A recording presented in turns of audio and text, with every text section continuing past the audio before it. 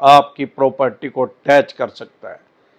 साथियों, आपके पास पैसे हैं तो इनके पैसे दे दें और मरे हुए सांप को अपने गले से निकाल लें। नहीं पैसे हैं तो राहु केतु ग्रह तो क्या करेगा, दुनिया का कोई ग्रह धरती पे आके आपका कुछ नहीं बिगाड़ सकता। और ये चवन्नी छाप तो सौदा ही कुछ नहीं है, इनका यमराज पे बैठे ही अमरदीप का ध्यान। कैसे आपकी प्रॉपर्टी को कोई भी bank, NBFC company unsecure loan में अटैच कर सकता है, उसकी ऑक्शन कर सकता है, बोली कर सकता है, और कैसे आपका कानूनी रूप से लीगल वे में जाके आपका बचाव हो सकता है। साथियों, कोई भी बैंक या एनबीएफसी कंपनी अगर आपकी आर्बिट्रेशन की प्रक्रिया करता है, सोल आर्बिट्रेटर का नोटिस भेजता है, अगर कोई चवन्नी छाप आपको कह रहा है कि इसमें आपका मकान अटैच हो जाएगा, जमीन अटैच हो जाएगी, फैक्ट्री कारखाना हो जाएगा, तो 100% बकवास कर रहे हैं। आर्बिट्रेशन से सिर्फ आपकी चल संपत्ति को अटैच कर सकते हैं, मूवेबल प्रॉपर्टी को अटैच कर सकते हैं। अब आपकी जो प्रॉपर्टी है, जो अचल संपत्ति है, उसको अटैच कैसे कर सकते हैं, अनसिक्योर लोन में। अब सवाल ये आता है, किसी आदमी ने पर्सनल लोन लिया, बिजनेस एजुकेशन लोन लिया या क्रेडिट कार्ड का, जो आम आदमी है वो क्रेडिट कार्ड को लोन ही नहीं समझता, उसका नाम क्रेडिट कार्ड समझता है। ये प्री अप्रूव्ड लोन है और दुनिया का सबसे खतरनाक लोन यही है। सबसे ज्यादा नंगड़ इसमें ही होते हैं जो कॉमन मैन है, मीडियम फैमिली के आदमी है। बीपीएल में, गरीबी रेखा में से नीचे जाने का कारण ही यही है। मैं तो कह रहा है यार, ये क्रेडिट कार्ड बंद ही कर देने चाहिए। जब से क्रेडिट कार्ड बने तो गरीबी रेखा का दायरा बढ़ गया, सरकार के ऊपर भी बहुत ज्यादा पड़ता जा रहा है।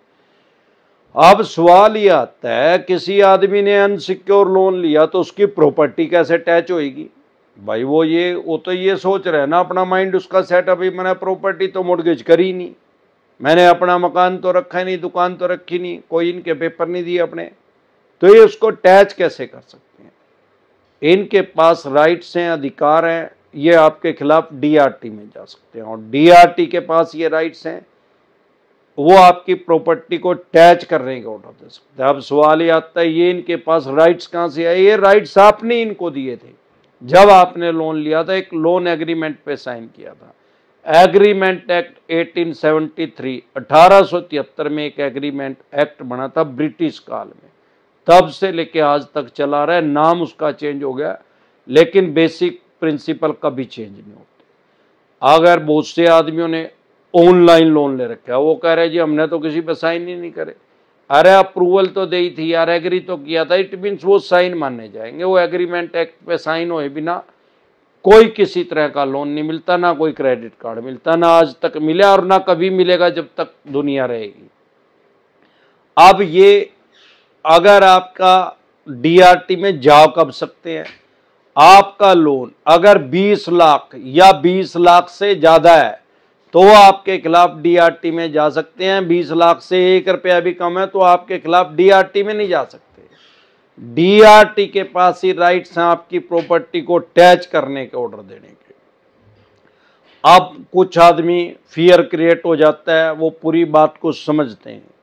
अरे भाई, अमरदीप का ध्यान के पास आके तो 5वीं क्लास के बच्चे को भी बैठा देंगे हमारी क्लास में, जब मैं लाइव आता हूं उसको भी समझ में आ जाएगा। हमने जो भी लोन से रिलेटेड लॉ है, कानून है, उसको हमने सामान्य बोलचाल की भाषा में बता और समझा देते हैं।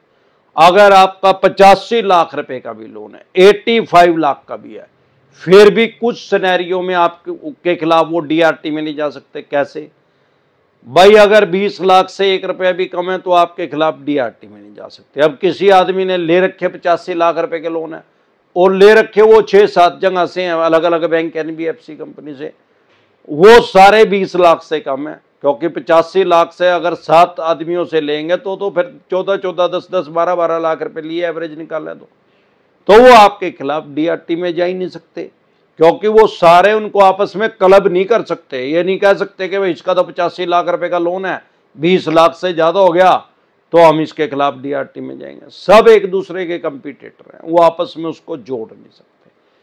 एक बैंक या एनबीएफसी कंपनी का 20 लाख या 20 लाख से ज्यादा है तो आपके खिलाफ डीआरटी में जा सकता है, आपकी प्रॉपर्टी को अटैच करने के ऑर्डर लेके आ सकता है, उसकी ऑक्शन करवा सकता है, उसकी बोली करवा सकता है। अब सवाल ये आता है कि किसी आदमी ने 3 लोन ले रखे हैं एक ही बैंक या एनबीएफसी कंपनी से, सिर्फ एक से, कोई 5 लाख का है, कोई 12 लाख का है, कोई 4 लाख का है, वो हो गए 20 लाख से ज्यादा, तो आपस में उसको क्लब कर सकते हैं, क्लब कर देंगे, 100% करेंगे और आपके खिलाफ डीआरटी में जा सकते हैं। इसका कहने का भाव ये है कि अलग अलग बैंक एनबीएफसी कंपनी से अगर आपने लोन लिया तो वो डीआरटी में नहीं जा सकते जब तक 20 लाख का नहीं होएगा। लेकिन एक ही बैंक एनबीएफसी कंपनी से लोन लिए हैं, 3-4 लोन लिए हैं वो 20 लाख से कम, तो उनको सारों को आपस में जोड़ के और उनका ब्याज प्लेंटी जुर्माना लगा के अगर 20 लाख या 20 लाख से ज्यादा हो गए तो आपके खिलाफ डीआरटी में जा सकते हैं। अब भगवान ना करे वो डीआरटी में चले गए और आप वहां गए ही नहीं, या आप चले गए किसी कारण से आप केस हार गए, तो डरे घबराए नहीं, आप डीआरएटी में जा सकते हैं। डीआरटी तो है लगभग सारे देश में, हर स्टेट में है। डीआरएटी सिर्फ एक है, वो दिल्ली में है। डीआरटी के जो भी डिसीजन आएगा आपके खिलाफ आ गया तो आप उसको डीआरएटी में चैलेंज कर सकते हैं। भगवान ना करे वहां से भी हार गए तो हाई कोर्ट में चैलेंज कर सकते हैं, वहां से भी हार गए तो माननीय सुप्रीम कोर्ट में चैलेंज कर सकते हैं।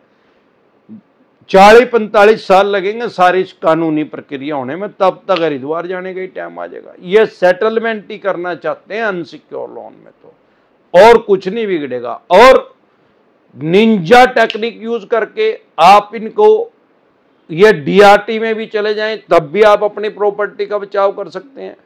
तुरंत प्रभाव से अपने एडवोकेट से एक्सपर्ट एडवाइस लेके निंजा टेक्निक यूज करके अपनी प्रॉपर्टी का बचाव करें। हर काम के अंदर लूप होल होते हैं, उनको यूज करके बल्लू तुम्हारी जेल से फरार। अरे सिक्योर लोन चाहे 85 करोड़ को यार, वो भी बच सकता है, लेकिन